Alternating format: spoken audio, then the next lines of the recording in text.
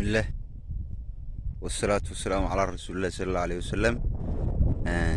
sida u jeedaan iminkana waxaan ka hadli doonaa geedka loo yaqaano saytiinka ama saytuunka Soomaalidu u taqaano. ma aha saytuunkii quraanka lagu sheegay, laakiin waxa weeye waa geedka ay saytuunka Soomaalidu u taqaano oo ah geed aad caan ugu ah inuu dhalo miro yaryar oo dee gudaha ku leh murxa yaryar oo dee aad u yaryar. marka inta badan dadku waa iska qamir cunaan, waxa kaloo laga sameeyaa cabitaanada. waa geed macaan ahaan aad u dhadhan fiican oo wanaagsan markii la fiiriyo dhinaca dhadhanka. marka kaloo la fiiriyo kii sheeg manfacaadkiisa ama jirka waxyaabo uu leeyahay, waa waxyaabaan fitamiinka jirka difaaciisa kordhiyo aad ugu badan. waxa ugu badan white blood cellska kordhiya.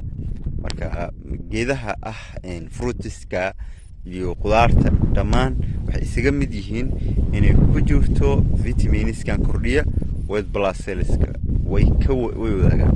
marka qaara vitamin B complex kale, qaara waxa la wadaagaan vitamiino kale, vitamin D ga, vitamin K xarbta ha ahaato ama vitamin B ga ha ahaato.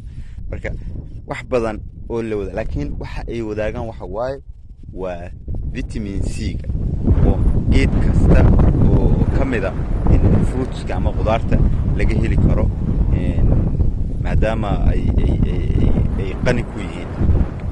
marka waxaad garan kartaa muhiimadda ay jirka u leeyihiin. marka geedkan waxa waaye geedaha fruitiska oo kamid yahay oo adiga sheeg, laakiin waxyaabaha ku dhaca oo cudurrada oo waxyeeleeya waxaa kamid ah fangaha. geedkan aad uu fangaha ugu nugul yahay. marka waxa waaye in lagu sameeyo waxyaaba oo fungus protection oo shigsumahan fungusidka aad loogu buufiyo ama lagaga celiyo, aad bay u fiican tahay oo lagaga hortago.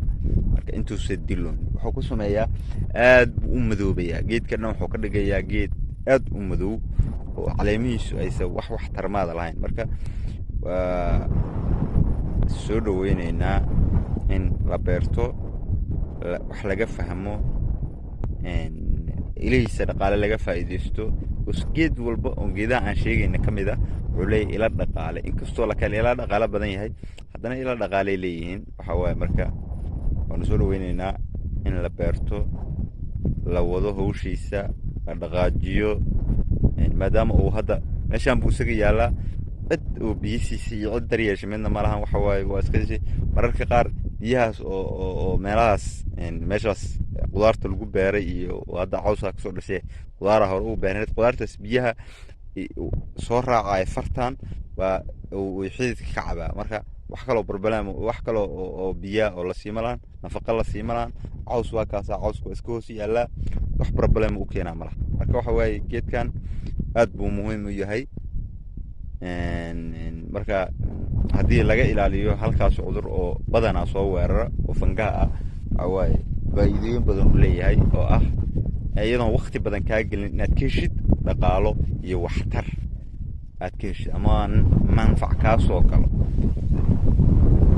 adoo manfacaas u adeegsan kara dhinac walba. inaad adigu mirihii ka faa'iidaysato oo jir ahaan u cuntid ama cabitaan ka dhigatid, iyo adigu uga faa'iidaysanayo dhaqaale ahaan intaba. marka intaas baan hordhaciisa kusoo koobayaa. والسلام عليكم ورحمة الله وبركاته وبالله توفيق. كحرناو بيراتي في سيادو قبغته برشادة علمي بيرها